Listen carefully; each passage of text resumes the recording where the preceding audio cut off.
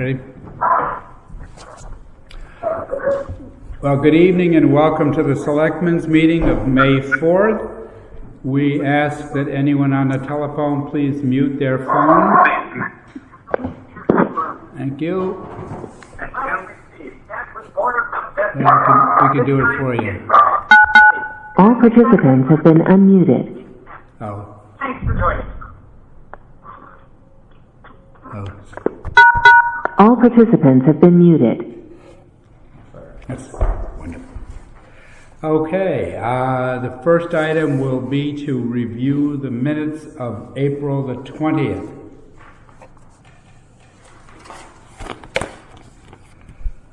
Motion to approve. Second. Okay, we have a motion to approve and seconded. All in favor? No, I've got discussion. Pardon? I have discussion. Discussion, yeah. I do. I've got some changes.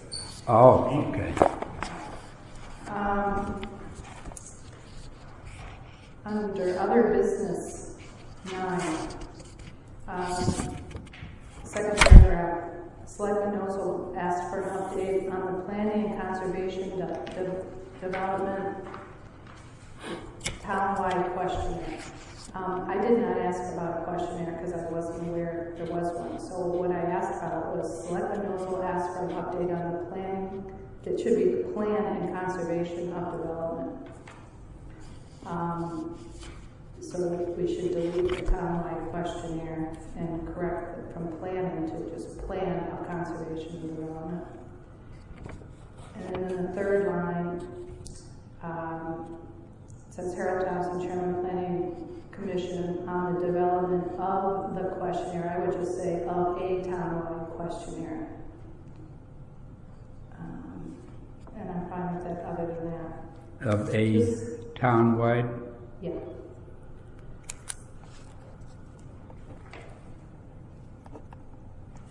And then further down, 6th paragraph. On page 4. Yes, under other business. Selectmen knows would like to see a meeting which includes, instead of between, which includes Park and Rec Commission and the Rowing Association and necessary representatives. Selectman Griswold presents, and then it said to discuss the hours of operation and access. I did not say that. I did not say that you should present discussion on the hours of operation and access, so I think we need to delete that. My issue is that a meeting has to be held with the right representatives to work on the appropriate actions at Haynes Park, and I never once mentioned hours of operation in there. So I would just assume you delete that in the minutes. And that's all I have. All right.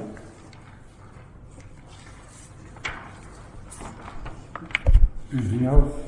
All right. Then we can vote on it to approve the minutes as amended. All in favor? Okay, all that's unanimous, very good. Now we have some visitors, and maybe in deference to their time, we might entertain changing the order here. We have Phil Parkak, who is our facilities manager, and he wants to speak to us about the Haynes Park bathroom building, and also under new business, I was going to add a new item, which would be town hall building and foyer ceiling repairs. So there are 2 items that you want to talk about, right, Phil? Yes. So maybe if you could approach the bench here, and I will share this microphone if you want to bring a chair up or something. I can do that, yes.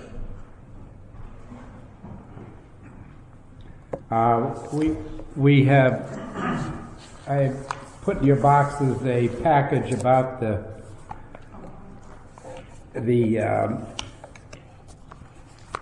the bathhouse, there's an invitation to bid. Did you get yours? No, no.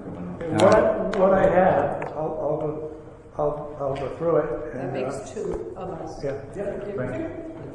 Okay, so you need a motion to move these up, correct? Yeah, so let's move, which is really 4B, small 1, and it would actually be, we haven't voted to put a new item on, but we'll hear about the town hall repairs too.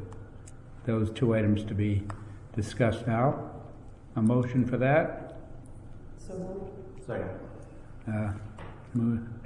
All in favor of that? Aye. Very good, thank you. All right, so what you will have momentarily and what the first selectman has is the final draft of the bid package. On the cover sheet, you'll have an invitation to bid sheet, which is basically the legal notice that would go out that nails down the exact dates. We would like to let these bids on 15 May and have them returned opened on June 10th. The project consists of construction of new restroom facilities. I have incorporated a lot of comments from various sources, and most everything from the committee and from Parks and Rec and from the Parks and Rec committee as well. I did include a mandatory site visit to the site, which if all of this works would be on May 28th. I also attached, the second sheet you'll see is the instructions to the contractors that would be bidding on this. This would be direction before they even bid as to what the expectation is, to set the expectation for the town. The next page, or the third page of this, those following, I think, 5 pages or 4 pages, are the specifications, the written specifications for the restrooms. We've again incorporated comments from various sources to try to get the best possible project we can. Also, Mark and I will own this project from soup to nuts. So once we pick a vendor and they're working for the town, Mark is the building official for the town. We both have experience in the private sector. These are, in the end, 2 restroom facility, and we're really looking forward to get this thing going, get the other building demolished, and start to progress on that. Also, you guys essentially be clerks of the works? Yes, we will field all of that stuff, which is why we want the negotiation process after the bidding is done. In your package also, you'll find the dates that the variances were granted for where that is over on that site. We had to encroach into the 60-foot setback to do that, and we got that approval from the Zoning Board of Appeals. And I included a copy of the letter and a copy of the actual sign-on from the town on there, so that information's there. I have also included in your package the drawings as we have them to date. I will be honest with you, the fellow that's doing them for us is actually going to incorporate some of the revisions that are in the specifications and modify the drawings to give it back. But these are ready, 99 and 44, 100% ready to go. So I wanted you to take a look at that if you would. And I actually, in the process of putting these together, we should probably start with the last sheet first. You're never supposed to do that, but the last sheet is actually the site, should be a site layout of the site on the last page. And that's just for perspective and just to kind of know where you are on the site. If you look at that sheet, and you look at where the basketball court is noted on the sheet, which is like, here's the basketball court, Yep. Here's the existing restroom, Here's where we are proposing to put the new restrooms. We'll be turning them 90 degrees from where they are, setting them back on that hillside just a little bit, and the entrance will be facing the parking lot. You are right here. Here's the basketball court, here's the existing restrooms, here's the proposed new facilities. And part of this was done for a couple of reasons. We wanted to pull turn the building so that the entrance to that building was visible from all areas of the park, and provided the potential for an accessible route either up or down on the site. In other words, you could have an accessible route for ADA there. We didn't know what was going to go in here, what was going to happen. We were locked in here because the septic fields are over here, and we had to maintain 25 feet from them. So that limited where we could put the facility. So once this is in, you can see the entire, from anywhere on the beach, from the boathouse, or wherever. And we show the existing well. That new well is not going to go in. We're going to use the existing well. So that gives you some sense of where we are on the site. And we don't have to change the septic system or anything? We don't have to change the septic system. We've got plenty of capacity. We do have an issue with the well is a low yield well. So what we're going to propose to resolve that issue is we're putting a small 4-foot space underneath the facility, and we're going to store about 790 gallons of water in that area that will be able to be drained in the fall and refilled in the spring with water from the well. Is there any, how will we make sure that water isn't contaminated? Does that have to be tested? The water has to be tested at the beginning of every season, and at the end of every season. Isn't it being tested all the time? And it's tested monthly. Okay, so in addition to the well, if it's tested, you'll test that? This will become part of the well. You'll have to test the water at the source, meaning where it comes out of the well, and then where it comes out of the storage medium. Okay, thank you. And that will be part of the package, Okay. the whole package. If you start on page the A1 sheet, which is the cover sheet, you can see there's 4 elevations there, showing the front and the center, left side, and then the right side. Okay, and if you look at the bottom, you can see. Well, let's look at the plan first. If you look at the plan, the front shows the same orientation as the elevation, and you would walk into a vestibule, small vestibule with sliding doors on the front, and the men's room would be on your left as you walked in, and the ladies' room would be on the right. Mark, John, and myself went to another site, actually Hammonasset, and we looked at that site for material, layout, and maintainability. And if you look, we stole some of those ideas, and in the area that is the service room, with the attic access, where the water heater and all of those items are, all of the plumbing, the backs of all of those fixtures are accessible. So if you need to change a fixture out or have a plumbing problem, you're not breaking tile or doing anything like that to get out. All the plumbing is available in that. It serves as a place for the lifeguards, for the cleaning people, and for Don to keep his stuff. And at the same time, it serves as a plumbing chase for most of the fixtures in the building. Also on this, if you look at the lower left-hand corner of your sheet, you'll see the plot plan showing the orientation of the facility. And we have a concrete sidewalk that will come down, and there are 2 handicap spots that will be paved, or ADA accessible spots that will be paved in that area. We do have a little elevation and grade change that has to happen as part of the project to make all that magic work. And that's included in the project as well. He shot all those elevations. And there was also some issues with the water off of Route 1, running down that sidewalk, running down that paved area and over into that area. Well, we've kind of used another way to divert some of that. But as part of this project, we're going to reroute that and do a better job of managing that water coming into that area.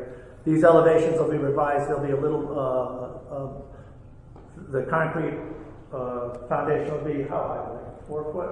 Mhm. We're thinking about 4 foot on the back of the building. And if you look in section, I think it shows, in section, yeah, if you look at the upper right hand side of your drawing, you'll see that little V-shaped thing behind the building.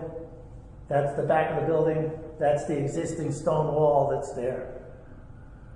So we are going to, that elevation, the low point is going to be about 8 or 10 feet away from the building.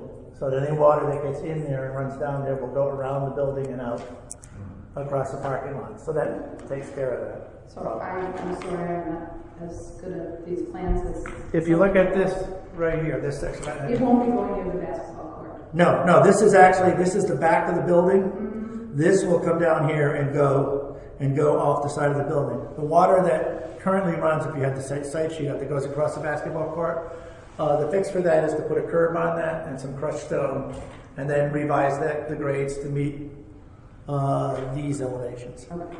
So yeah, it won't go on there, and that water won't be running out across the basketball court. It will be pushed a little further out. Okay, thanks. Do you show the Bilco door again? There is, we do, I don't know if we're going to end up, what we're going to end up with for the access to the water storage is we're going to end up with like a little diamond plate covered piece that you turn and lift, and then you'll go down into it with a ladder. But if you're looking at the front elevation, it'll be on the right-hand side on the flat. Yes. Yeah, it'll be on the right hand Where side. it says pitch, basically. In the center picture. Yes. Okay. Yep, that's what would be.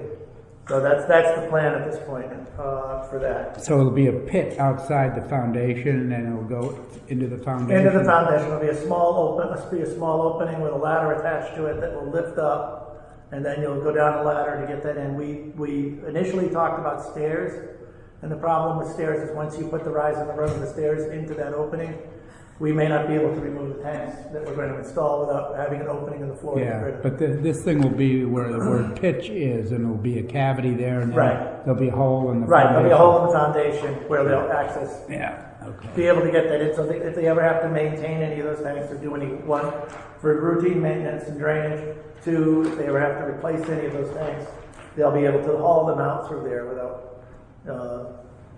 doing anything. So there's no extra room for an additional tank at some point? This is what we have? 800 gallons would be plenty. We're at 796 gallons or something like that. Yeah, and there may be more room there Yeah. to put more tanks in, but the theory is that the 800 gallons is going to be plenty of water for what they need. Yeah. Okay. The well can recover that water overnight slowly. If we don't have a drought. It will slowly refill those tanks overnight when nobody's using the water. Okay. Should be plenty of water for any of the use that the boathouse will need. Yeah, there should be And more if than not, yes, we can add more tanks. We're using about 50% of the space, I think, if I remember right. About 50% of the space for the tanks.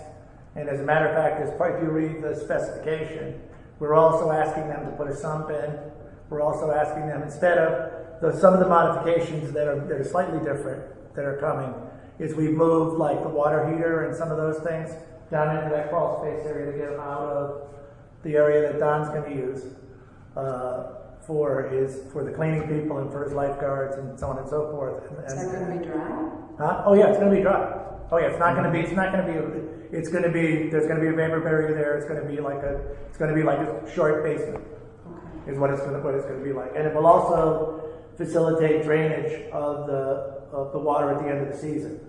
In other words, if we close it in the winter, we are building the building as if it is going to be heated. So we are insulating the building. We're doing all of those things so that at some point, should there be the desire to use it during the winter months for any reason, you would be able to retrofit the building with heat if necessary. So that's where we are with it. What we didn't want to do is build it totally seasonal, then find out we have people that want to use it during the winter or some mechanism for that, and then not be able to do it. We want the building to have some longevity no matter what decisions get made. So that was a consideration in the process. I think my goal is we've allowed 60 days for the work. My goal is 90 days for the work, and my goal, I'm just trying to get it done. I didn't mean to interrupt. Please, we like accurate information. But the hope is if I can award this 1 July, 1 November, we're ready to rock and roll and ready to use it. So I'm to the point after a year plus to see this thing get wheels up and get going, and I really appreciate your support. And also like to thank Mark, John, Skip, Rick, and all those folks that that help us get the ball this far down, and I'd like to have your support to get it across the goal line. We talked about the fixtures. I saw they're American Standard. We're speccing American Standard, but I'm asking for an alternate for stainless steel. So the American Standard's porcelain, but It's vitreous China, yeah. So we'll But they're see all wall mounts. They're all designed for commercial use. They're anti-tamper. And we're asking them, there's a comment in there that says, upgrade, I forget the exact. That we want them to be able to value engineer the project, which we will look at.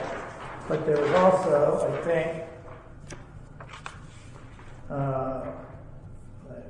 it's L and M on page 3. Yep, American Standard. This is what we spec. And that's porcelain, but you're asking for an upcharge for When we stainless? when we negotiate, when we select the bidder, I will ask for an alternate cost because my sense is they will be much more expensive. Oh, probably sure. And I want to make sure that we're within budget, and we don't, I'm trying to bring us in within budget. Everything that will be put in will be tamper-proof, and we have a detail that we looked at for the facility at Hammonasset, which was pretty bulletproof.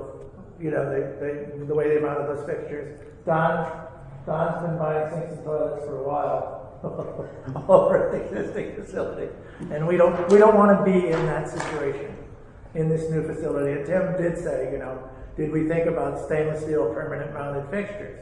And that's a thought. But I don't want that. I want to know where I am with these. And before we say yes, we have the ability to negotiate that.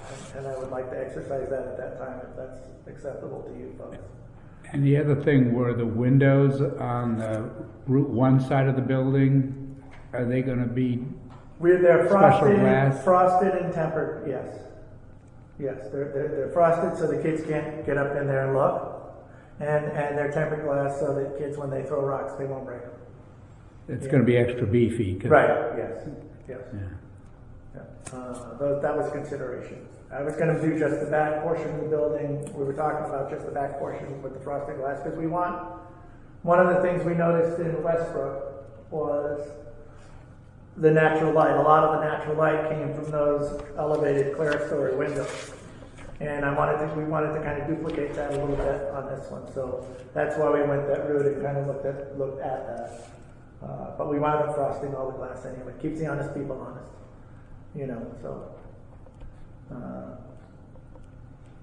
But again, it was a collective effort of folks trying to work this thing through, and I had a lot of input from people who weren't on the committee, and we tried to incorporate those comments that made sense. And like I said, we'd like to get out in front of this thing and get it built while we can this season, so that we're ready to go in the fall. If there aren't any questions, concerns, or comments? Thank you for taking all of our comments and giving them serious consideration. Thank you all for your input and hugging along on this, because it's going to be wonderful. We really are looking forward to having it available for the community. Haynes Park is turning out to be awesome, so thank you for your help. All right, thank you.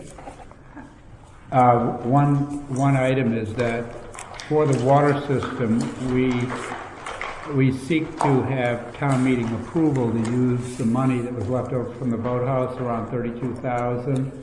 That would require a town meeting, and so we'll have to see how that town meeting schedule comes with respect to the virus and all that, because hopefully when you start the building, we'll have that detail taken care of. We know how we're going to pay for it. Yeah. But I'd like to get this up and get bids in and know where we are, and then we can make other sailing choices as we move forward. So, thank you guys for your time.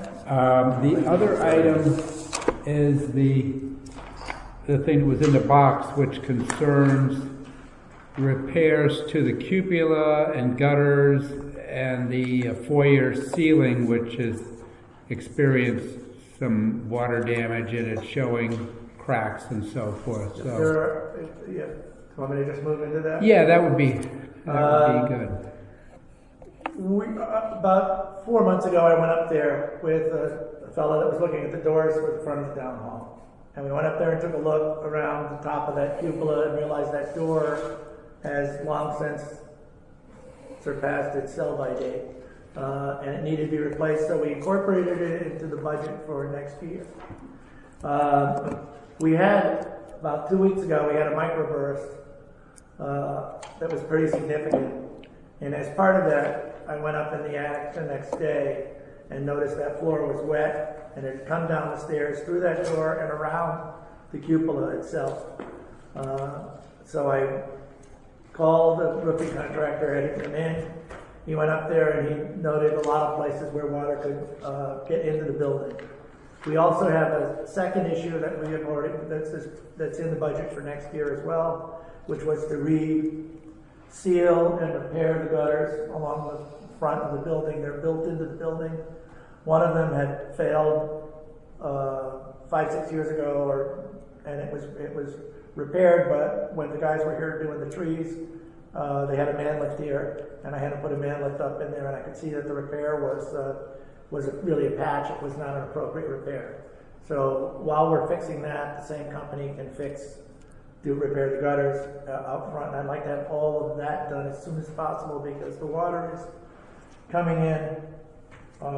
If you look up on the stairs, if you look at the stairwell on the left-hand side, you can see it's coming in and running across that edge and over the ceiling where you step out into your hometown there, upstairs, and also the ceiling coming across where the landing is. The big foyer. Then the foyer is separated, cracked. It hasn't separated. I had a guy come in.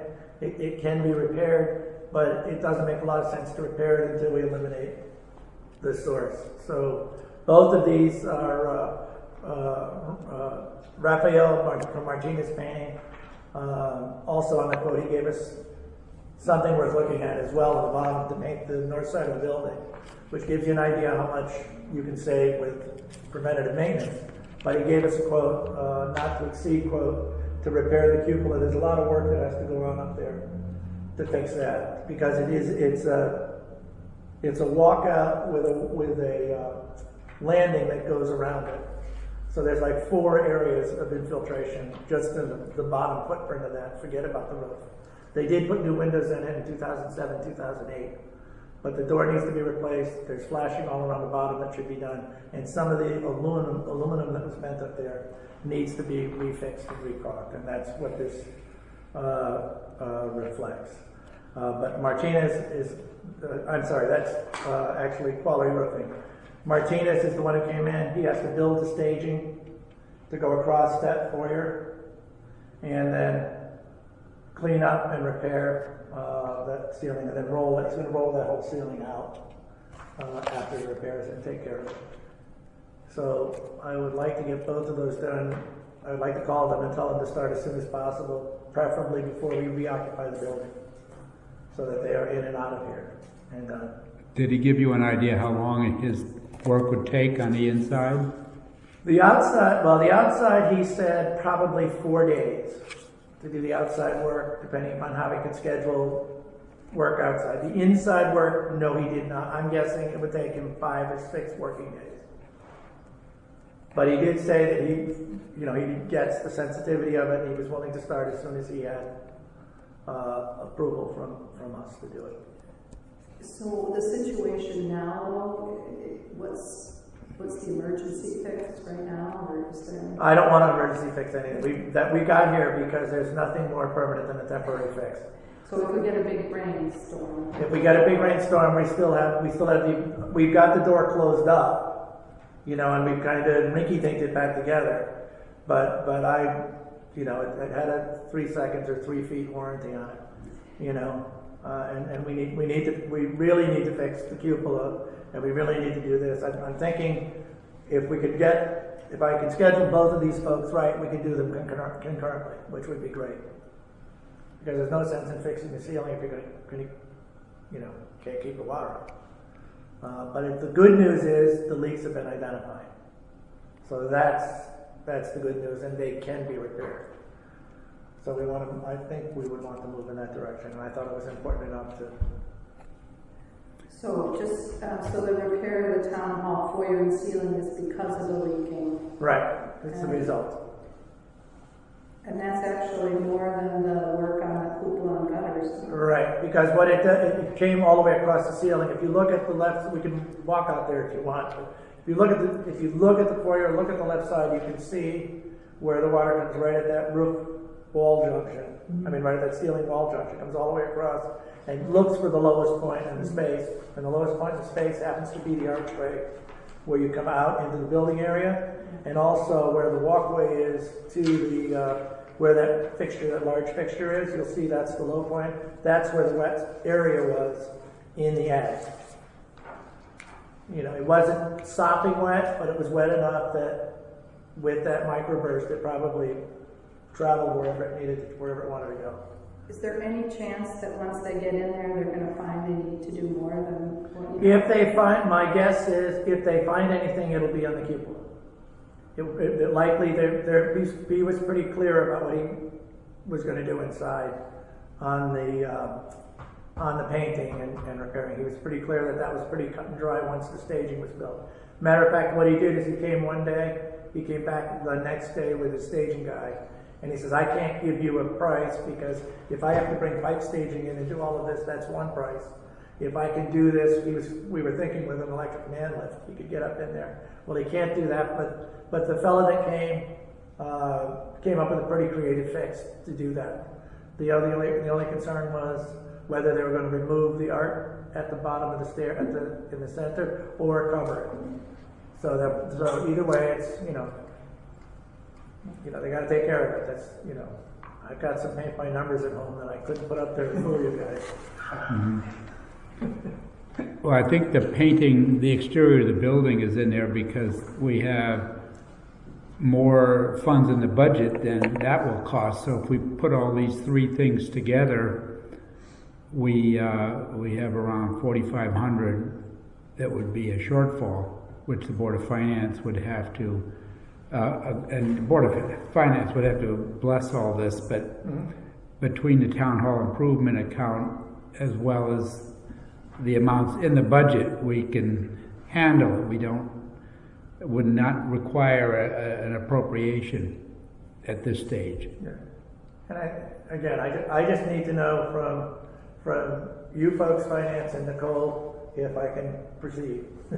This is the first step, I think. We'll consider the proposal, and then we'll have to see what the Board of Finance can do.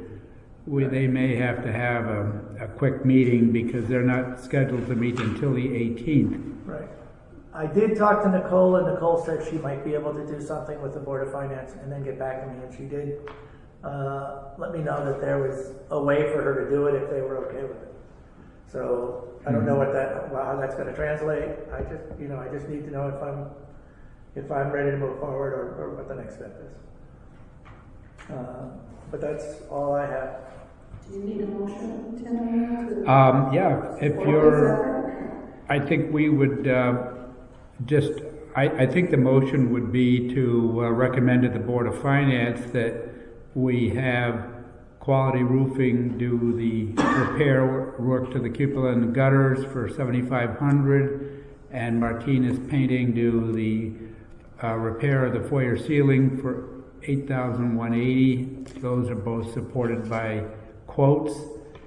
And then also the north side painting of the town hall itself for $6,250 for a total of $21,930.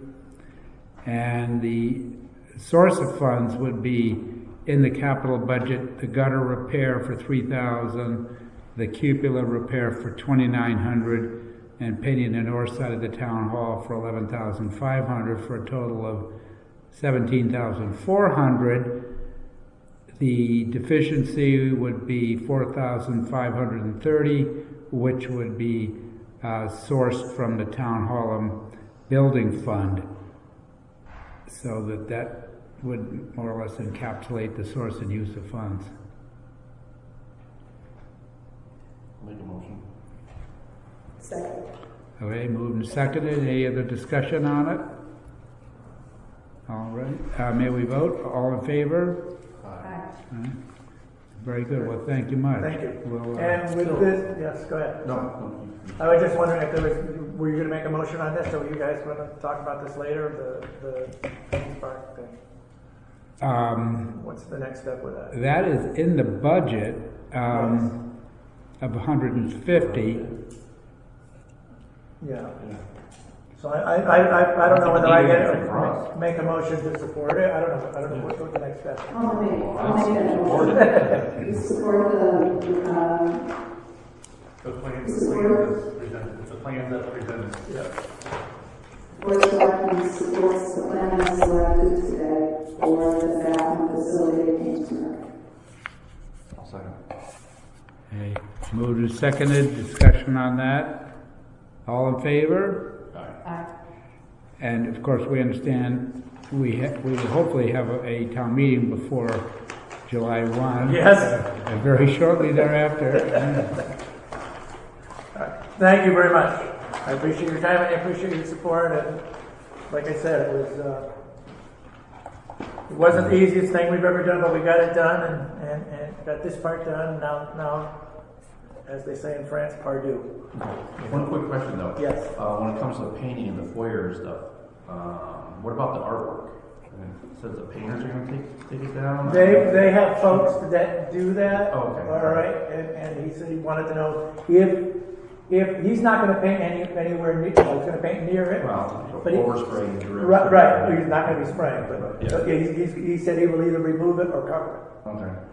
Yeah, one would think that that's really That's an outline, limit. but Okay. yeah. So I'm he just said making sure. he has to feel comfortable. He has to talk to his insurance company. He wants to make sure that if he covers it, we don't need to get anywhere near it. He doesn't think we do, but he says at minimum I'm going to cover it. He says if I have to, I'll figure out how to take it down.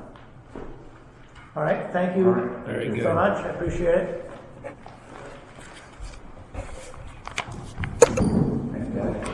See y'all. Thank you, guys. I work with you guys, don't I? All right. Let us go back to the agenda. So we will next consider item number 3. Are we not doing communications then? All right. Do you want to talk about one? We could do it under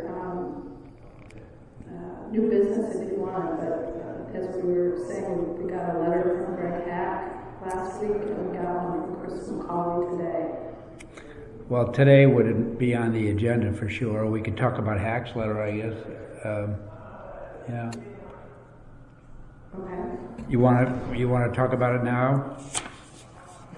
Okay. Just get out of the way. Okay. Did you receive it? I saw the one today. I'm not so sure I saw his. Okay. This was the letter that Greg sent to the board last week.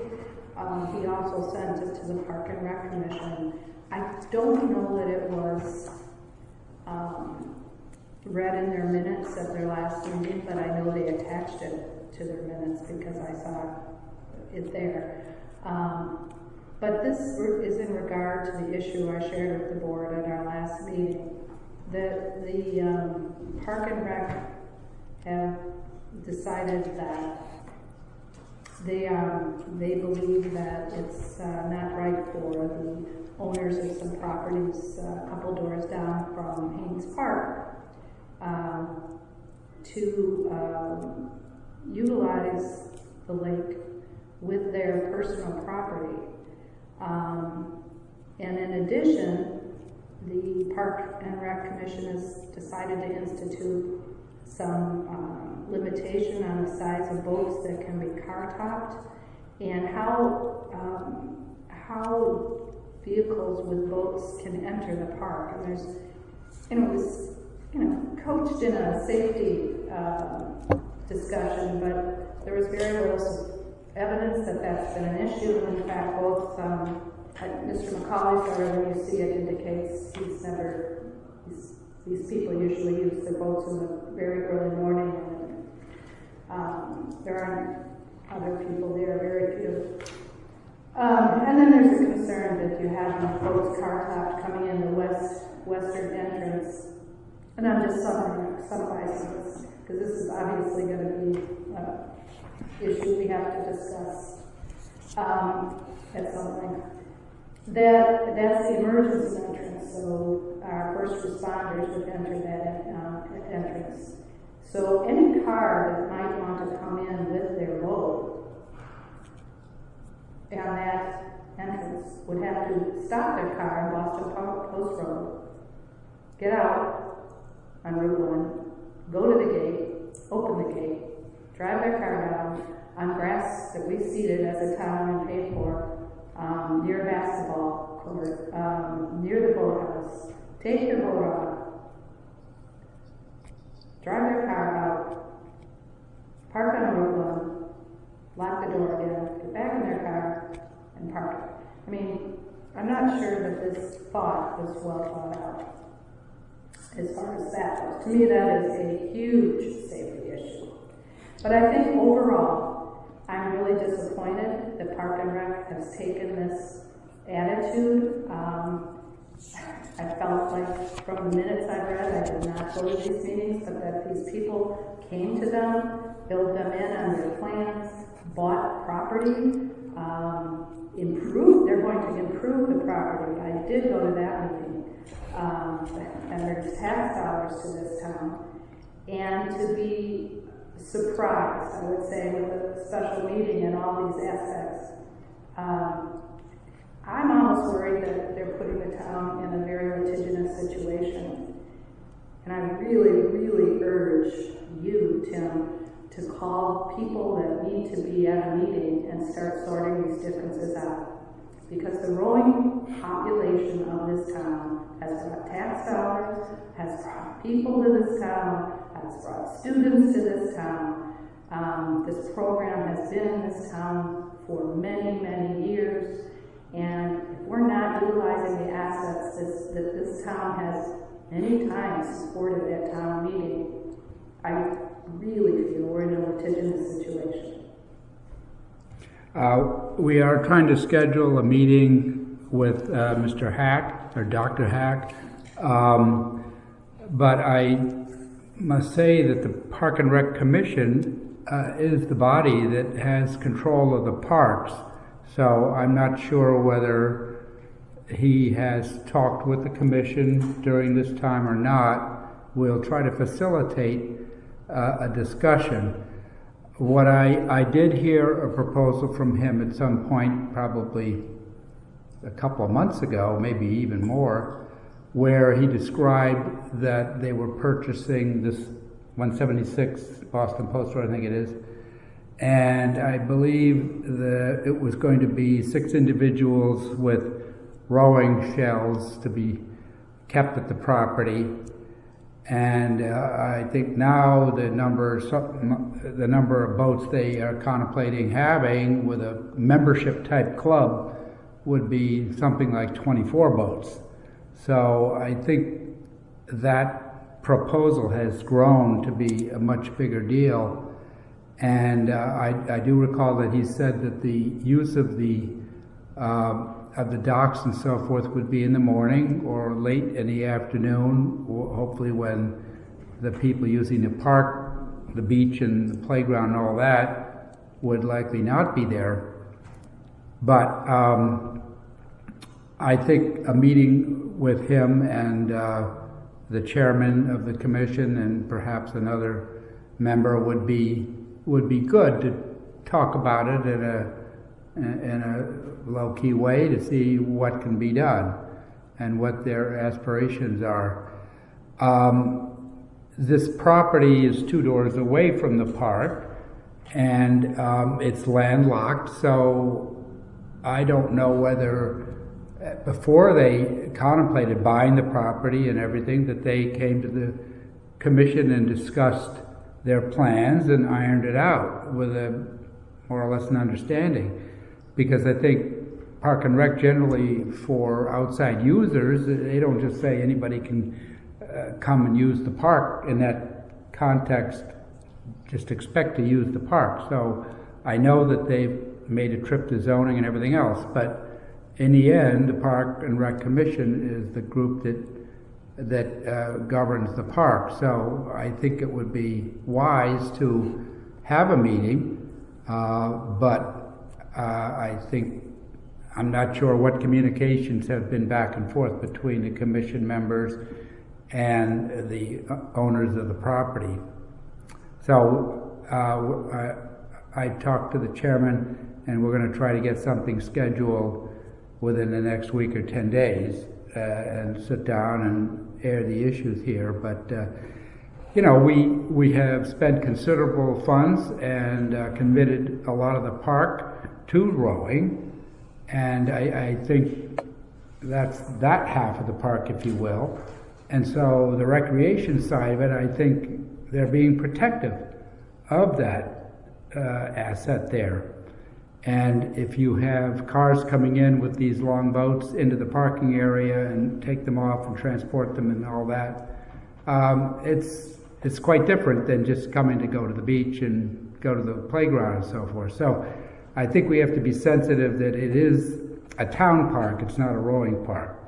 And we have to be sure that we can coexist properly with the activities of the Rowing Association and the park regular people going to use the park. So I look forward to trying to have a conversation and see, but I think in the end, Park and Rec is the one that calls the shots, and if it is unacceptable, then we'll try to work something out, and we'll just see where it goes. I just think that if you look at and this is a broader issue, if you look at the minutes from this commission over the years, there is a preponderance of anti-rowing efforts. I'm not sure why. Well, I think... But I just think it is, if we would get a lawsuit, that's going to hurt them. That's going to hurt the town. Mm-hmm. I don't see a lot of interest on that commission's part in listening to this particular group. I also ask if you're going to have an informal meeting that you include somebody from public safety, because earlier this year apparently there was I don't know if it was a drill or something, but Park and Safety needed to use that western entrance, and I think their experience in going in that western entrance and using it for emergency access will be applicable to this discussion. I just don't see a lot of data to support some of the decisions that were made in that one meeting without a lot of notice, and I think if you're going to have to make those kind of decisions, they would have expected some fallout from it. And they didn't come to the meeting, they didn't show any data to support their concerns.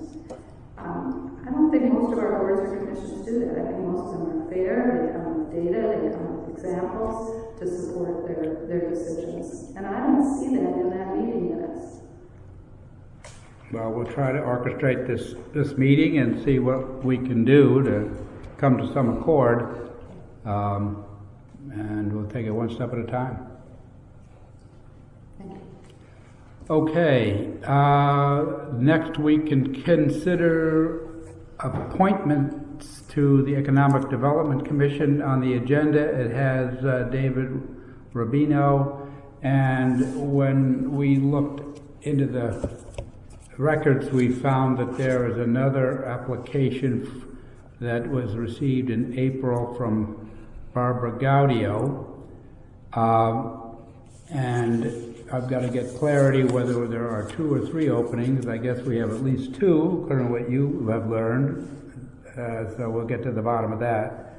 But I think both of these candidates have been, I know that Rubino has been considered by the commission, so we could entertain a motion to appoint these 2 individuals to the Economic Development Commission.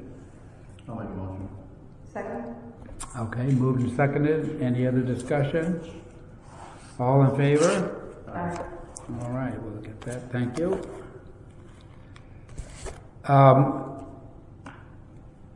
Okay, now next is the old business under the COVID-19. This past weekend, I made a decision to close the town beaches to the public, and that would include Sound View. Actually, the beach that belongs to the town in Sound View is the end of Swan and Hartford Avenues, but in talking with the president of Miami Beach, he too agreed that Miami Beach should be closed. So basically the beaches accessible from the town streets were closed there. Also, in light of the Greenwich lawsuit, I referred to it back a number of years, it concerned having access to town beaches by the public. I felt it was very necessary to close White Sand Beach as well as Haynes Park, because how can you distinguish between one town beach and another town beach? So I talked with the president of White Sand Beach, and he was in agreement, and then we opted to close Haynes Park as well. We got the notice out as best we could. Some of the media picked it up, and I realize it's a controversial move, but I think that when you consider Sound View in particular, on a good summer weekend, that place can attract literally hundreds of out-of-town young people that come under the best of circumstances, and with the problems we're now encountering, we had a meeting on Wednesday with some people who would weigh in on it, and I think the consensus was that it would be pretty unwise just to have business as usual in Sound View. So we got the electronic signs, which were placed on 156 on either side of the Sound View, and we had some extra resources assisting. And I think things went relatively well. I was in Sound View on Saturday, and everything seemed to be going along normally. There wasn't any, I think there were very minor violations, if you will, of people going to the beach, so I think it worked out pretty well. And I think White Sand Beach, there were people trying to go to the beach there, but we did have a police ranger instructing people that the beach was closed, and so I think there was actually some barriers down at the parking lot to block parking, and so that I think effectively closed that beach. So I think it accomplished what we wanted. When I met with Frank Murata and Brian McLaughlin from the pavilion and the Kokomo's, and we talked about the impact it would have.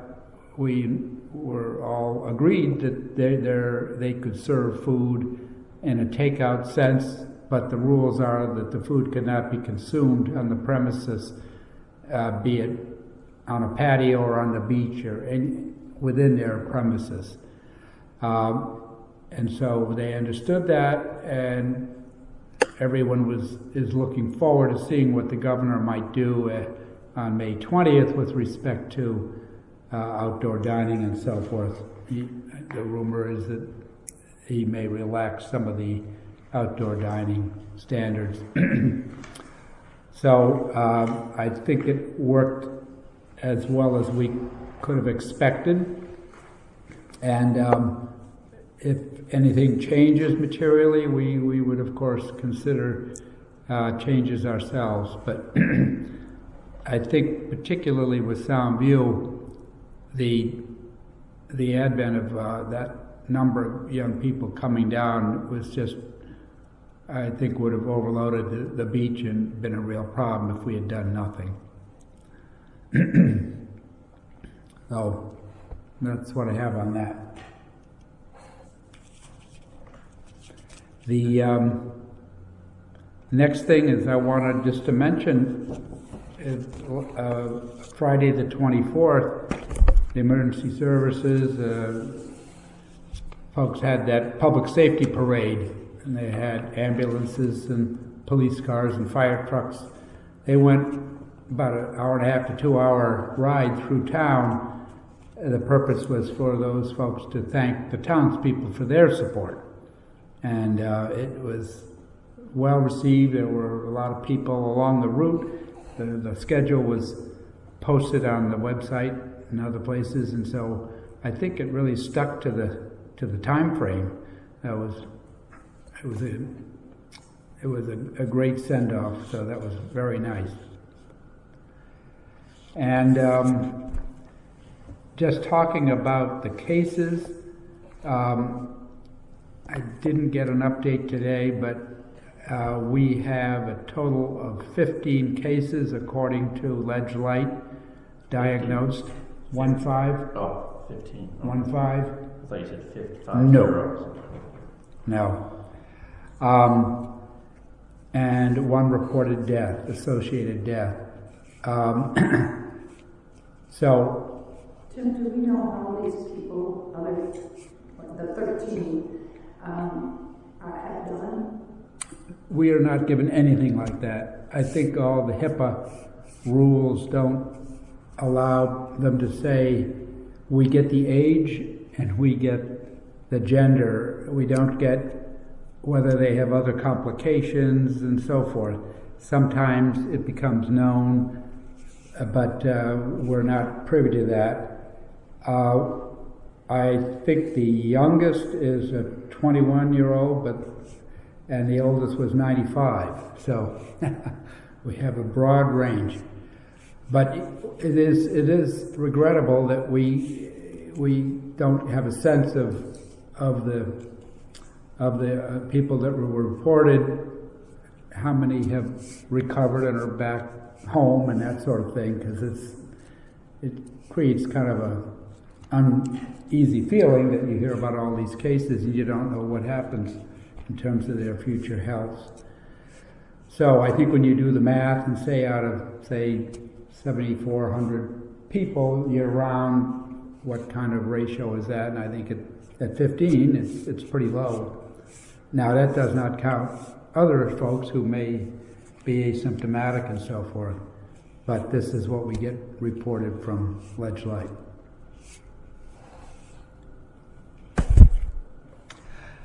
All right, turning to the projects, we discussed the bathroom building. Next up is Soundview sidewalks, and we had a very good and long meeting today, but I thought it was really interesting.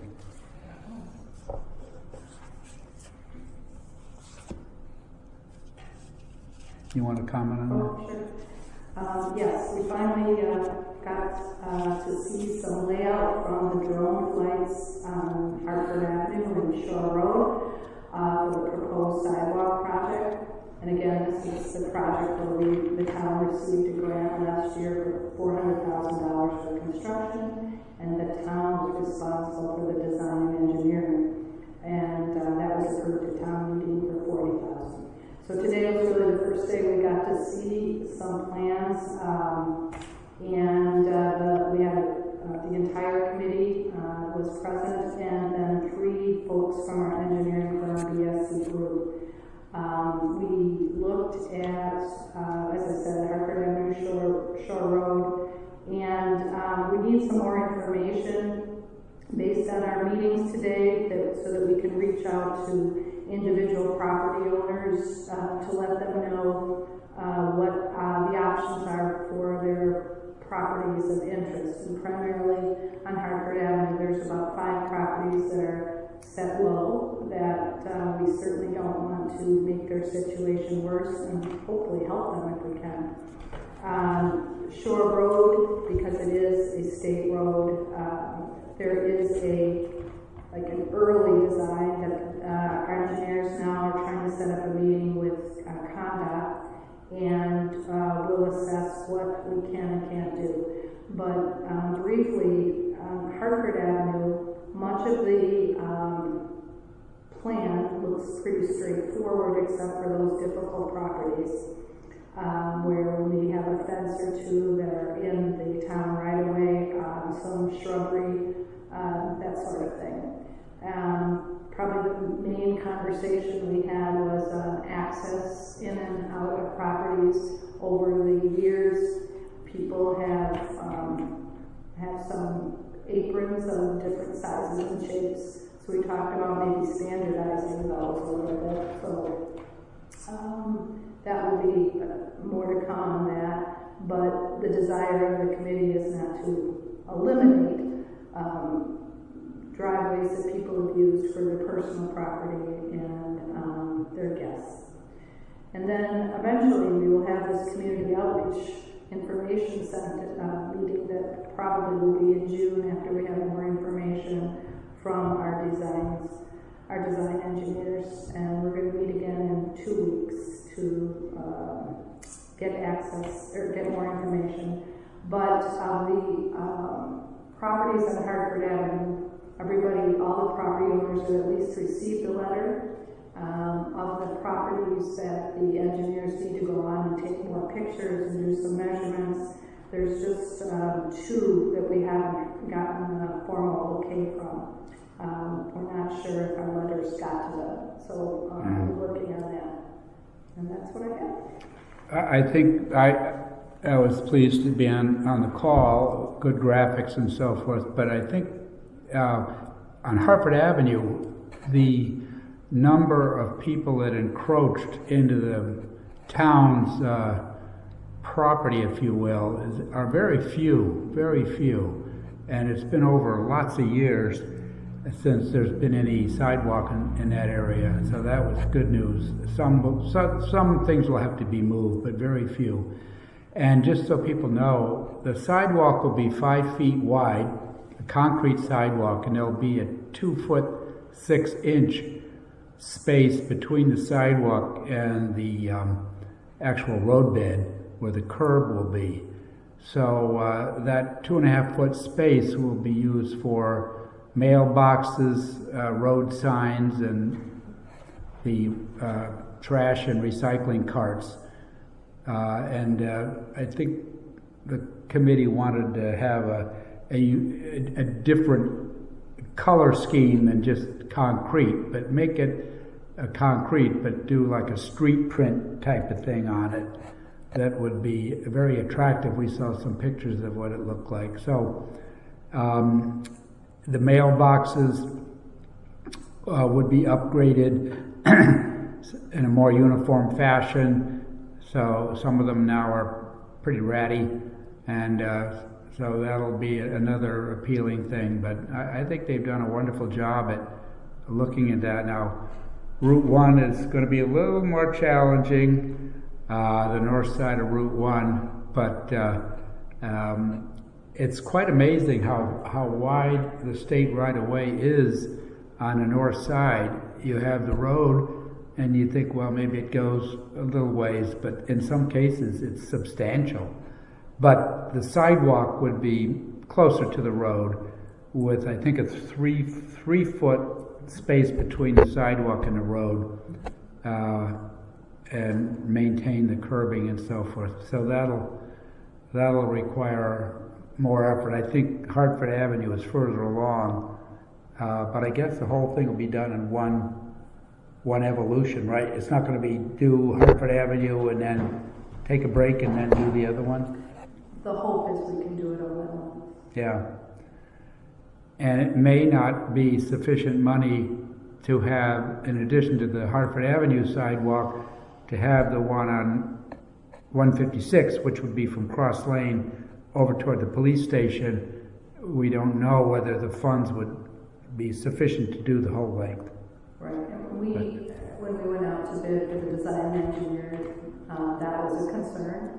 But we asked for the bids to give us their best estimates, and all of the engineers felt we would be close. So if we do run out of funds or we do find we can only do portions of 156, we'll have to make that decision. And hopefully we can apply for another grant to do the whole thing. Finish it up. Yeah. Good.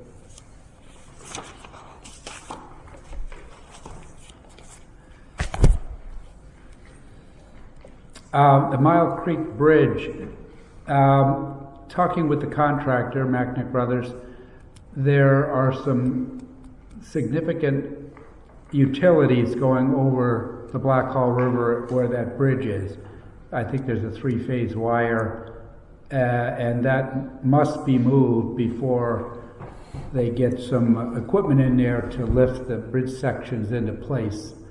The boom on the machine would likely be too close to the wires. So this has been on the docket for quite a while, and even though we're probably ready to go just about, that work has not happened. So we're hoping that by the second or third week of May that will be done, but that's what's holding us up right now.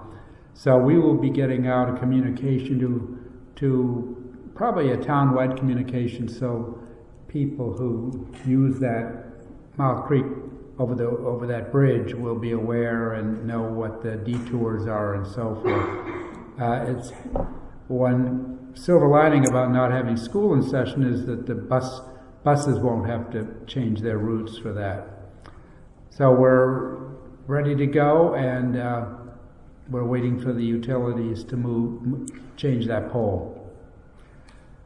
In Grassy Hill, nothing. Well, I will report that road, I believe it's been finished, hasn't it, Chris? Yeah, I spoke with Ed this morning, and he said it's all finished, with the exception of the lining, where they're going to line it probably the next week or so. Mm-hmm. Other than that, he's very happy with it. All the day work that came out, and I guess they're going to do Boggy Hole next, before the end of this physical year. Okay. Chris, the side roads off the Grassy Hill get done? They did coach. They did coach. Yeah, Okay. that's the only side road we have. Okay. Yeah. So that paving, I guess, comes down close to where Grassy Hill joins the post road, but it doesn't come to where the construction will be next year. So we're set up for that for next year. I'm trying to get clarity from the DOT person, but they're on a peculiar schedule, so it's hard to get hold of them. And the last item of old business is the census again. The Lieutenant Governor had a telephone, I guess it was actually a Zoom type of call, and she talked about the census, and Old Lyme was at a 43% response rate, whereas the state average is 56%.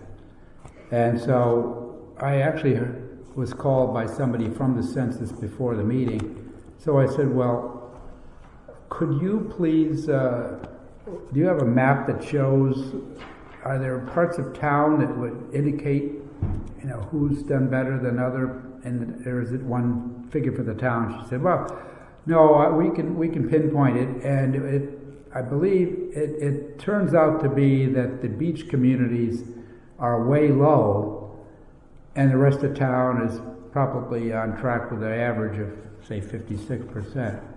This goes back a couple of weeks now. So I think what happens is people who have seasonal homes get the census cards, and they're not here. Maybe they might be forwarder. They may just say, well, I don't live in Old Lyme, I'm not going to bother to fill it out. And so it works against our average, if you will. And I know that if a property receives a card and the owner is not a resident, they should still fill out the card. They only answer 2 or 3 questions, which essentially says, I own the property, but I don't live in Old Lyme.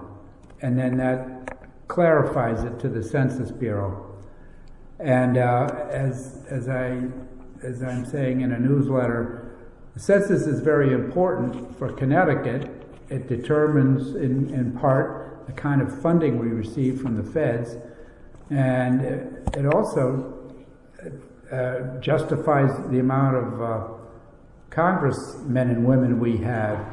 And it wasn't that long ago we lost one because our population was dropping off, and I'm sure the population hasn't been increasing, but if we fill out the census forms, you can do it electronically or even now manually, the forms have come in. That will at least present the best picture possible for the state, because if we have a lot of non-responses, that will only hurt what funding we get and so forth.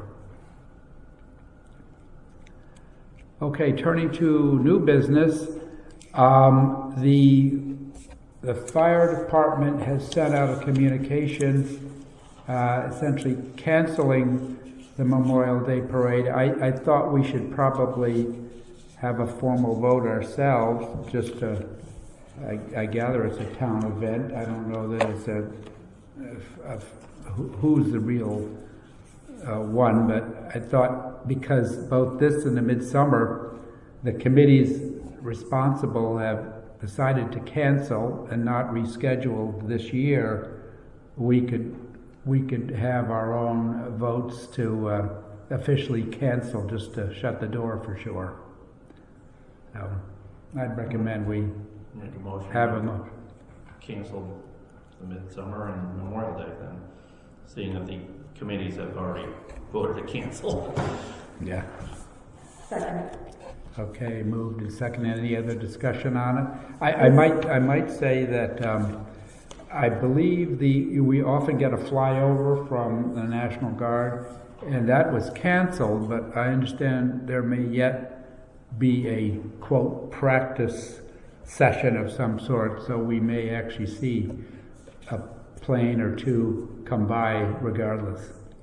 And I hope that they still put the wreath at the cemetery, that practice social distancing, but I hope that gets done. Well, I can fill you in on that.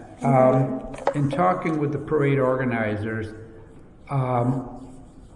they said, well, perhaps the VFW and the American Legion would still like to do some sort of ceremony in recognition of Memorial Day. You know, we won't be able to have the parade and the essays and the choruses and so forth. So I think there will be a recognition of Memorial Day. It'll be low key, and it's not going to be a big public event, but certainly if individuals would like to come and recognize Memorial Day at the cemetery, the details haven't been worked out, but I believe there will be a recognition. It's not necessarily going to be advertised all over town because we're trying to be, trying not to attract a crowd at this point, but, you know, individually, if people want to come and observe and be part of it, I'm sure that will be fine. So, do we vote on that or forget? No. All right, we made the motion, seconded. All in favor? Aye. Okay. Now, just so people know, the Board of Finance will be meeting on the 18th of May at 7:30 via WebEx, and I think it'll be a televised video WebEx to vote on the town budget. Andy Russell will be doing a presentation similar to what he did for the hearing.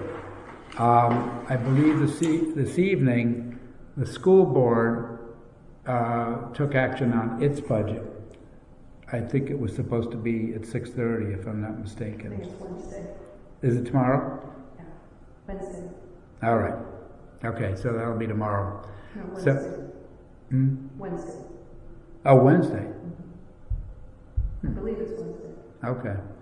All right, so assuming that goes as expected, then that school number will be approved and incorporated in the budget, and then the town budget will be voted on by the Board of Finance on the 18th at 7:30.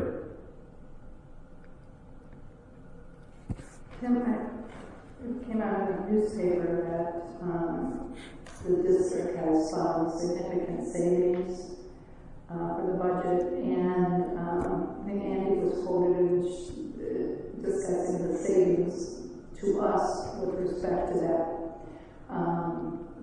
being, I think it was 0.1 of the mill rate decrease 0.1. or something. Yeah. So, you know, will the Board of Finance be discussing that change? Are there any other changes to the budget that you're Not that I'm of? aware. Yeah, the school had additional savings, perhaps due to the closing and so forth. Mm-hmm. So the increase to the town of Old Lyme will be a $0 increase. The way they came out with it is that our payment last year will be the same this year, whereas before we were going to go up 280 some odd thousand, I believe. And then there was a partial savings from insurance, and then they had some additional savings. So the school, notwithstanding the school budget going down, but because of the student count, our portion of it went up. And the way the surplus returned, our portion, because we got less of it, those two factors meant that even though the school budget went down, our portion of the school budget was an increase to our town. So now it'll be no different than last year, the way they worked it out. That has translated to a 1/10 of a mil decrease in the mill rate from 23.3 to 23.2. And I expect Andy will go through that. And then additionally, the towns will expect some return. I don't know that I think what they said is that there may be a future return of money for next year. Not, you know, and maybe not the 21 budget, might even be 22. I couldn't quite understand whether there's going to be any additional cash payment or they'll just hold it and then apply it next year. I'm not sure.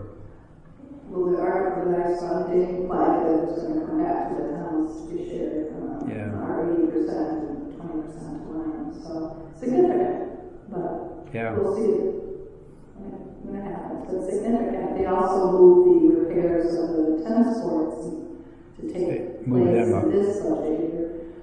So it sounds like they've been working really hard to help the towns. Right.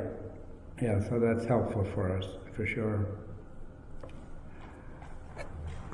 Okay, at this point we will open All it up. participants have been unmuted. We're going to open it up for public comment. If individuals have a public comment, please state your name and speak slowly, and we'll hear your comment.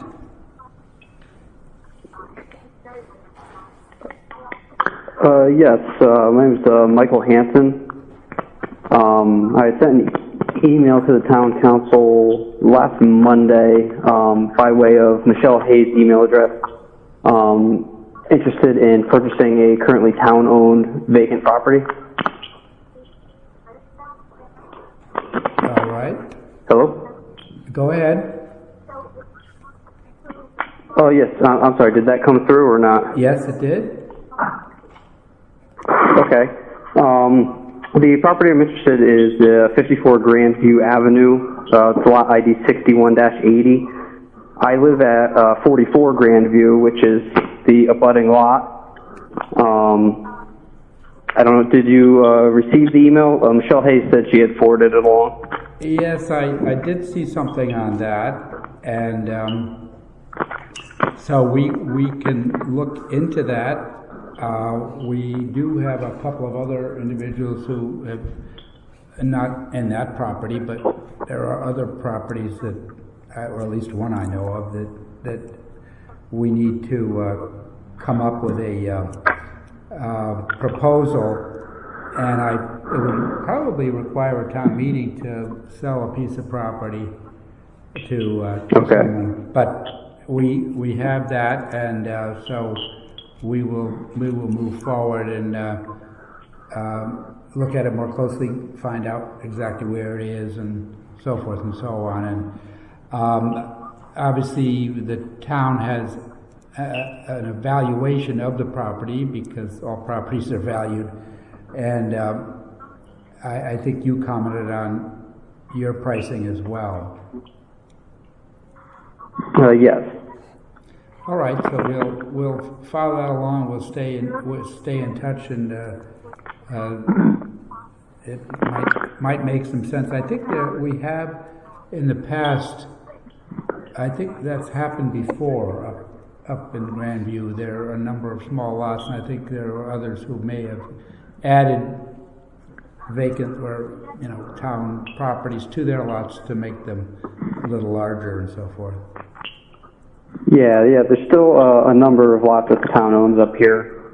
This is the only one that borders my property. I know there are, I believe, 4 or 5 on the opposite side of the street of myself that, if they were combined with, there's another lot owned by Nancy Campbell, who's a resident of town. She owns a lot there, and then there's a woman, I believe, from Niantic, who owns another lot, where if those were all combined, they could be a buildable lot. But I think, I'm fairly certain the one bordering us is the last town-owned one that is too small to be considered or to be combined with other lots to become a buildable lot. Right. But you're interested in 54. 54 Grandview, yes. It would be on the eastern side of Grandview Avenue. It is to the southern border of my lot, 44 Grandview. Mm-hmm. All right. 44. All right. Thank you. Anyone else? Okay. Hi, folks. Hi, folks. This is Greg Hack. How are you doing tonight? All right. Who's the next one? Hi, this is Gregory Hack. Can you hear me? Yes, Greg. How are you? Very well. How are you? Fine, thank you. So I'm just going to speak for a moment, Tim, and to the other selectmen. And I respectfully request Tim, and I think MJ has seen it, and Selectman Kerr, I'm not sure. I did send a pretty detailed letter to the selectmen at the end of last week. And I would really appreciate it if you would read that letter in detail. So, Tim, based upon your comments you made this evening, it appears that the chair of the Parks and Rec Commission has discussed his perspective on the 176 Boston Post Road property.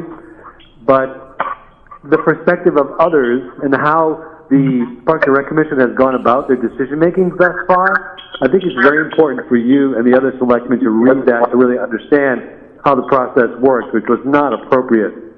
There are really two separate issues here. One is related to our property, and the broader one is related to the new rules that the Parks and Rec Commission established at that special meeting on April 15th, which were made without any input from anyone. There was no outside input, no attempt to collaborate.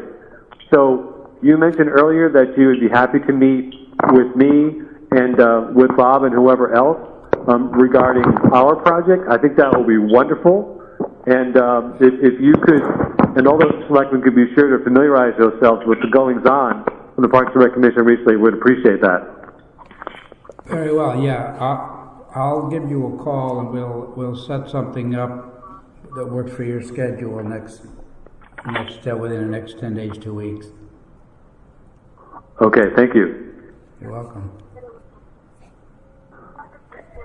Is anybody else going to jump in? This is Terry Lewis. How are you? Very well. How are you, Terry?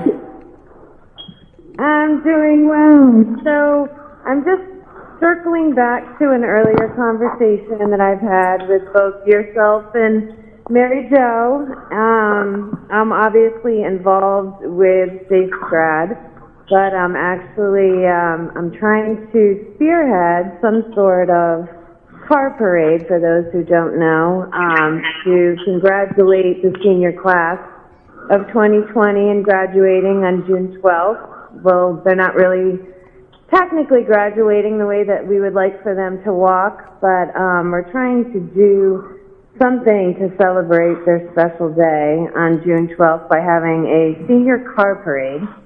And I really need the town's help in any way possible to coordinate a parade leaving Town Woods and traveling down through Lime Street and so forth. So I know we spoke about this, Tim, and yeah.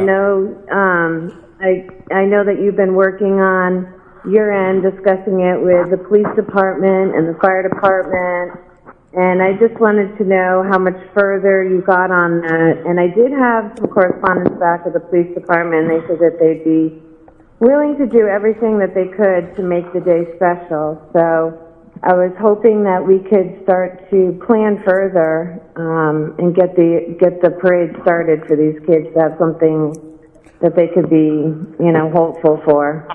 Terry, have you checked everything out with the schools? So that's probably the first and biggest factor. If that is all set, then I think you said it would probably start at 6 p.m. I did. I reached out to the school, and because obviously their hands are very tied with trying to plan ahead, we decided that we would have to wait to incorporate the school and the teachers by circling into the school. To probably do that later on down the road a little bit because of the whole restrictions. Well, so it's both Ian and Jim are fully aware of what we would like to do, and that the only change of plan would be for us to travel down Lime Street. If COVID permits, we could circle into the school and wave goodbye to the teachers, circle back out and continue down Lime Street. But if it doesn't permit for them to be able to allow us to come in, understandably, we would just continue down Lime Street and invite family, friends, and the town to come and wave them on, cheer them on, and have them sit out to the end of McCurdy. Right. Okay. Well, you there? If you're pretty sure that the school is okay with the concept, I guess you won't know that you can go onto the grounds, you're saying. Is that right? Yeah, I think obviously they have to wait until more or less maybe around May 20th. We all have that date in mind to know if they can allow the teachers to stand around the circle and continue down from the tennis courts for the kids to be able to travel in and wave to them and travel back out. Doesn't mean that we need to, we would love to incorporate the school into this event. Obviously, the kids would like to see their teachers one last time, wave goodbye to them and have some closure, but we would still like to try to plan this part, which would mean that we would just continue down Lime Street if we could not go into the high school, and have flags and banners and people park. Obviously, you know, they wouldn't be getting out, but they could wave, and, you know, they could wave posters. The kids would decorate their cars. So more or less it would be just having you help us with a possible police escort, a little bit of traffic control, obviously shutting down Lime Street for probably a blink of an eye, because it would just be about a 25-minute parade, and just in help doing that with you. Yeah. Okay. Well, I think that sounds quite doable. We'll press on that, and I'll talk with the trooper, because he could work out the traffic control. I think when you're coming down through the Route 1, you know, at the I-95 bridge, the stoplight there, they could have you proceed through the light and have some coverage there, so you don't have to stop at the light.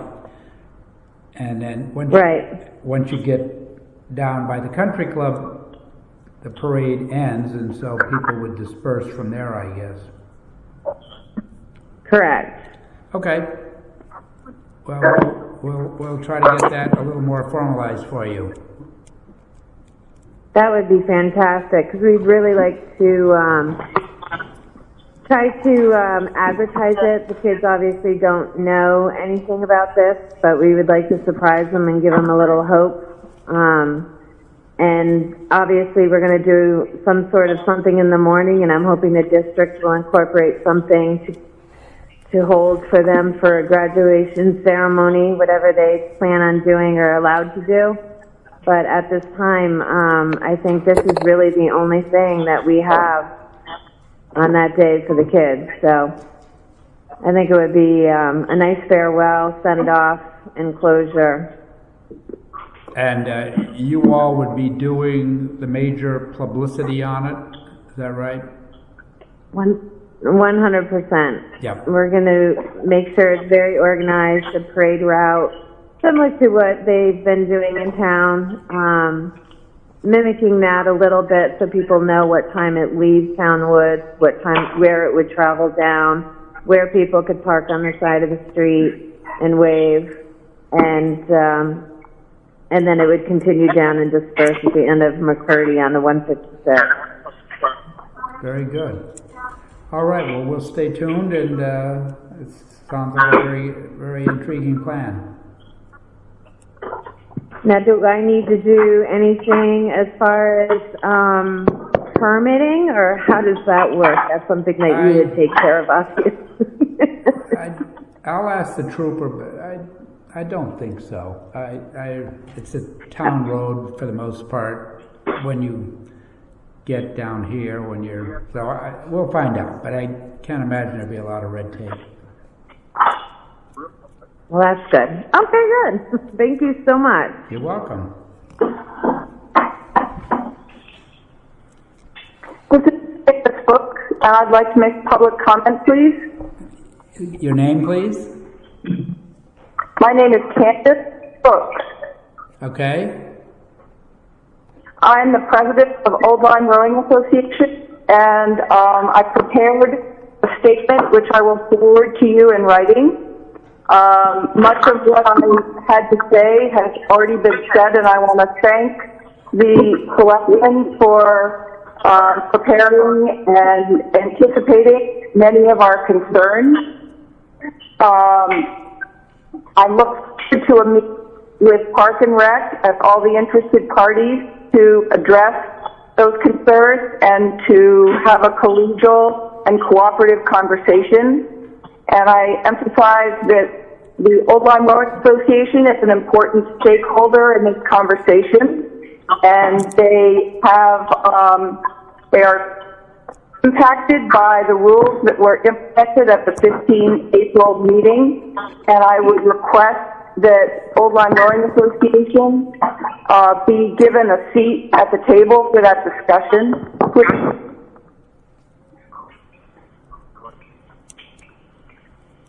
All right. We'll stand by for your written statement. That'll be helpful.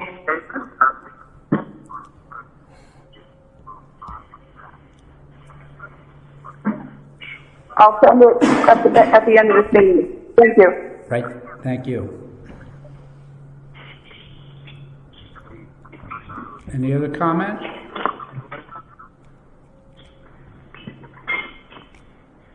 All right. This is Susan Neen Way. Hello? Say it again. Hi, this is Susan Neen Way.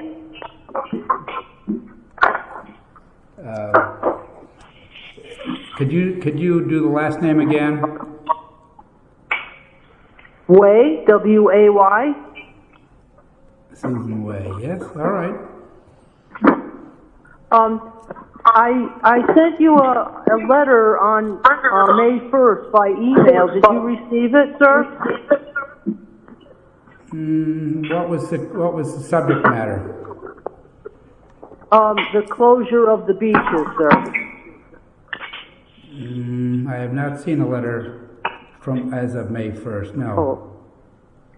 Oh. Okay. Well, I'm not going to reiterate the letter because I'm sure that you'll see it at some point, but I was my question is, would you be willing to reconsider the closure of White Sand Beach and Haynes Park because they are primarily for Old Lyme residents, and that you need a hang tag to access the parking area, and so there are guards monitoring, who parks there, and ideally how many people would enter that area. I just think that since the private beaches have been advised to govern themselves regarding the number of people, and if they're practicing safe distances, I just think that the rest of Old Lyme residents should be afforded that opportunity as well. There are certain legal issues that govern beaches, public beaches, which all these beaches are. So we'll look at your letter, and I don't know if you're familiar with the Greenwich lawsuit that happened a few years ago, but that access to public beaches is considered access to a park, so it would be unusual to restrict White Sand Beach to town residents only, and not having the public itself cannot come to the beach.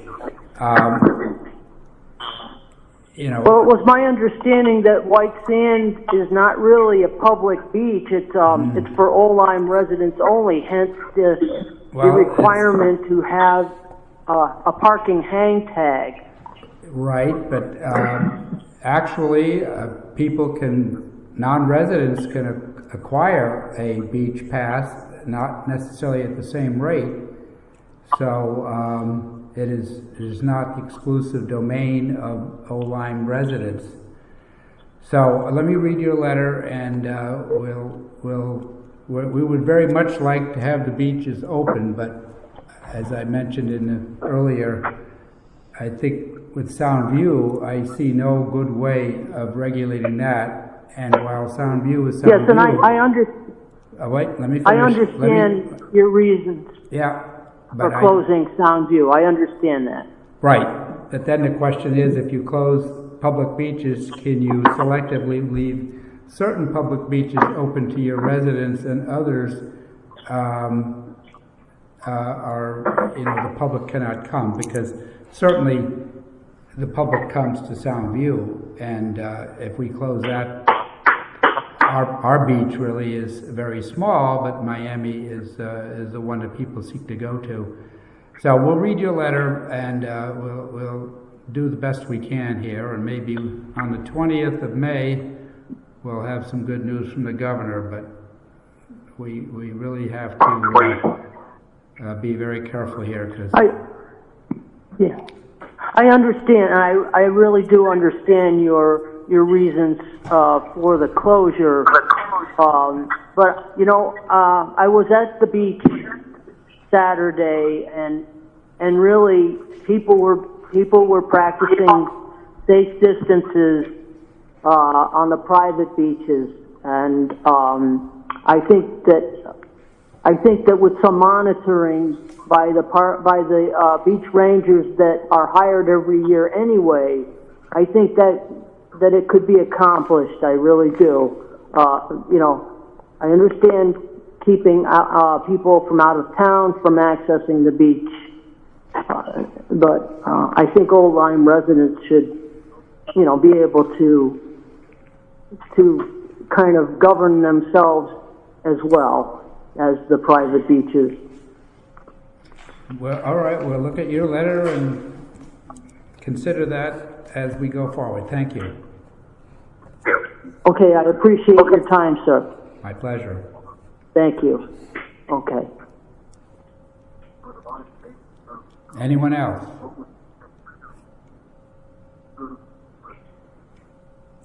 All right, I think we will now turn to other business. The selectmen have anything?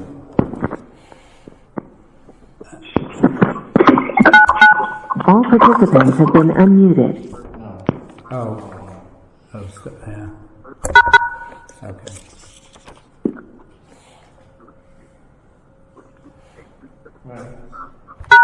All participants have been muted. Okay. In the way of other business.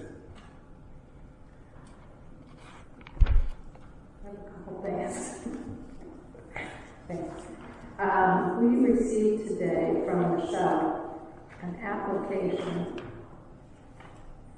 affordable housing plan, technical assistance grant. And Michelle, your assistant Tim, basically said that you had received this grant and sent it to the Affordable Housing Exploratory Committee. Is that correct?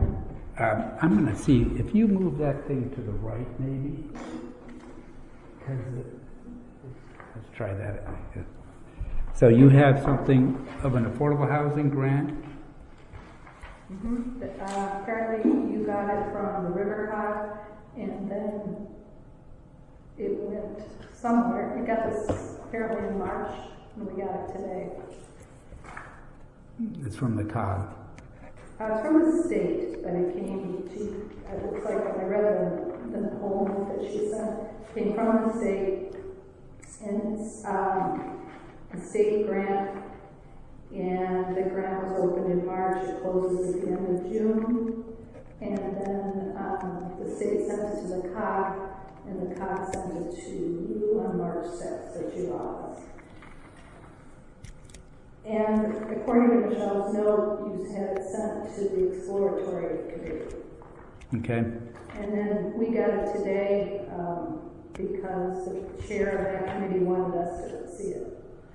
So I quickly read through it because I just got it today, and the grant application expires the end of June. So if we're interested in this, we need to move on it, but I was wondering what your thoughts were on this since you got this in March. What were you thinking? Well, when they looked at it and they sent it back, did they comment as to what they might want to do? I told you all I know. I just got it today from my Yeah, all right. Well, I haven't seen it. I guess I'll ask for her to give me a copy of it again. Because if it went to the committee, one would hope they would look at it and come back with a recommendation and so forth. So is that what you asked them to do? I guess if I sent it to them, that would have been the intent. I don't know. Well, I mean, they haven't had a meeting since, I mean. Well, they can have a meeting. Yeah, so they probably haven't even had a chance to look at this, but right. I was trying to ascertain what you thought of this grant. Is it something, I mean, that committee is in the building committee, but are you thinking that this committee might help us apply for this? It's $15,000 per plan if we would get it. Or are you thinking at this point, since we have just barely a month, that we can go ahead, since we may run out of time here, and apply for this on our own? Because I'd be very helpful. I mean, I'd be very interested in putting some verbiage on paper for this, but I wanted to know what we were thinking it was for, because I would think we could maybe apply this towards the McCullough properties that we have responsibility to finish. Yeah, does it tell you the purposes of the funds, what they're supposed to be used for? I read this quickly, but it was mainly for eligible planning costs associated with the preparation and or adoption of an affordable housing plan under the state statute. Plan. It said this can include, but is not limited to, the engagement of consultants, including local councils of government, administrative staff costs, data collection, market study analysis. And again, I wasn't too involved in this, but from my understanding, we have some of this information when we went to town meeting to approve that purchase. We have the plots. We know it can only be two single homes. Is it, I guess I'll read it, but more carefully here, but is it for a town overall plan, or is it for a specific property or two? Well, I can't tell you that, because yeah, well, all right, I'll look at it. If it's something that we could apply for, I hate to lose that $15,000. Well, I know, but okay. Now, is it affordable housing? You said you sent in affordable housing. Were they interested in going forward with the grant? They haven't met.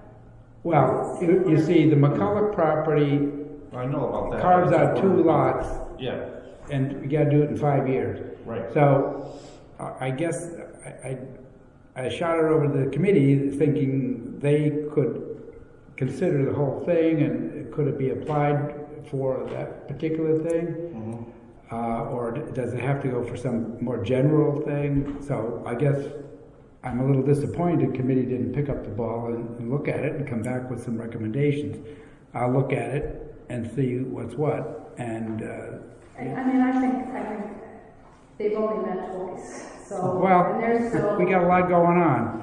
So we'll attempt to. But I'm not sure they even knew. I guess I'm not even sure they knew what. I'll pick it up. I'll look at it and try to see what's what. And so. I'd be very happy to help on this. I need some. I need to spend some time and call the state and get some information and find out what would be allowable. And I don't even know at this point whether how much money they have left, because it said first come, first served. But I'm sure that representatives from that committee might be interested in helping. But I was kind of thinking, given our current situation, if it's something the Selectmen's office could do. Well, I appreciate help. I mean, one would think that there are a number of members there, and some of them could peel off and work on this, but I'll look at it. I'll get it from Michelle tomorrow and see what the bottleneck is. It's June 30th due? Yep.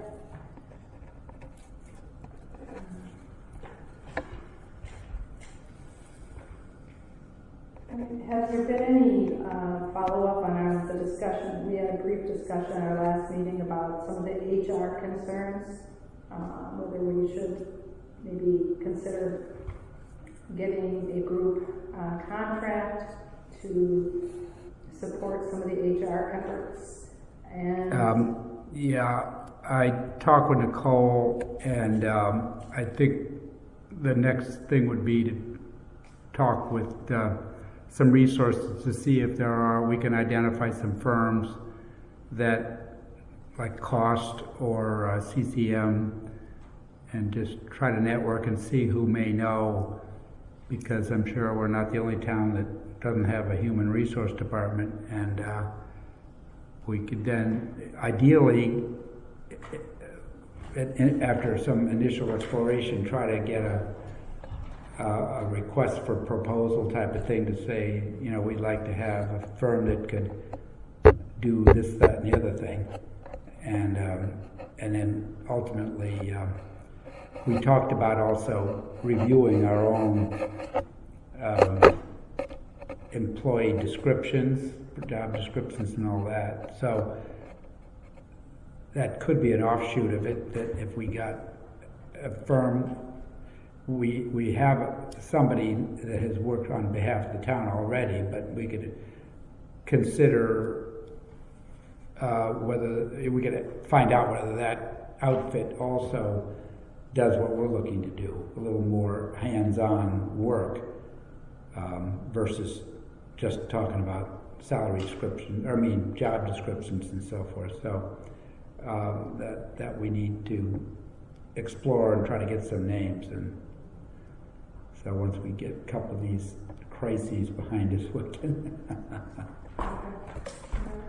Then I guess it falls under the crisis discussion.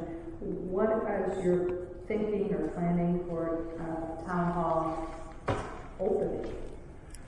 Or even town hall? I think, well, it's hard to say whether we're on the upswing or static or what. I think for people who do not have medical situations to contend with at home, either themselves or their family and so forth, we could probably try to get people in the building. I know there are a lot of businesses and employees are saying, well, this really works wonderfully. I can do everything from home that I can do at the office. I think ultimately, you know, the town hall is a town hall. We want to have the people in the town hall. And so if people have a specific medical reason, maybe, but if the social distancing can be accomplished, I think many of the staff can be in their offices or cubicles or whatever, and they're properly separated from others, and there's probably a benefit to having the employees under the same roof, as opposed to permanently outsourcing people to their homes. That probably wouldn't make sense. So we'll see what happens on the 20th. I think there's probably, there may be rules now that you can require people to come back and work in the town hall. We want to be sensitive for those who have particular needs, but otherwise, I don't know that we're going in a direction of having staff people work from home on a more permanent basis. That's not the motivation. But I think some businesses are probably thinking about that.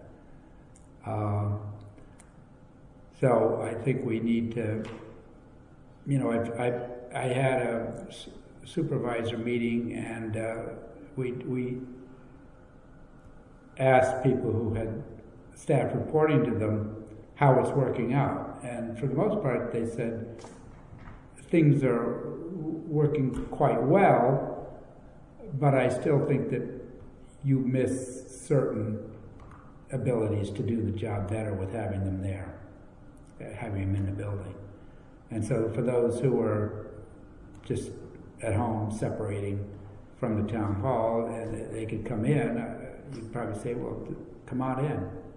We've always, why not? So I think we're at the point where this month we need to start that conversation, because I don't see the point for people who can come in and have reasonable separation. In terms of opening the front doors, that's a whole other matter. And the day will come, and it's going to be probably a lot busy, very busy when we first do that, so we'll see. But at the moment, I think the people who have been working here, who are probably up to a dozen, but if people started coming in at typical hours, as they have been in the past, as opposed to now, there will be people who have special circumstances, a child or something of that sort, that they may need some accommodation if possible. But I think the goal would be to get people who are ready, willing, and able to come back. It's just getting that, starting that ball rolling. So we probably won't have a real answer until like after the 20th when the governor says, every other town hall's closed, pretty much doing. Well, that's to the public, but yeah. Probably there are town halls where the people physically are coming in every day. And I know some of the people who are working from home are doing a lot from home. We're also trying to have people work on using vacation that might otherwise be lost during this period when it's quieter. So we're endeavoring to get. How's that going? I mean, hard to go on vacation when there's no place you can go. Well, the policy is the policy. So if you have a bunch of vacation and you get to the end of the year and you haven't used it, you can carry some over, but otherwise you lose it.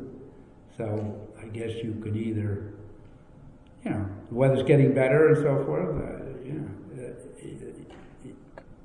It would be a personal choice. So. I don't know. I guess we're not having that. Obviously, that's just a discussion, and if you want to have with us, that's fine. But yeah, I think at the top of my head, I don't think a pandemic is the policy book. All right. Well, that's the goal. Thank you. That's all I have. I'm all set. All right. We've reached the end of our agenda, so we can entertain a motion. Looks like 9:27. Second. Moved and seconded. All in favor? Aye. Thank you. Ooh, that was a long one. Now, this just hit the red button. Yeah, I don't know. Play with that thing. No, you don't hit the red button. The side thing? I forget where it was here. Just slide on the side. Hold on.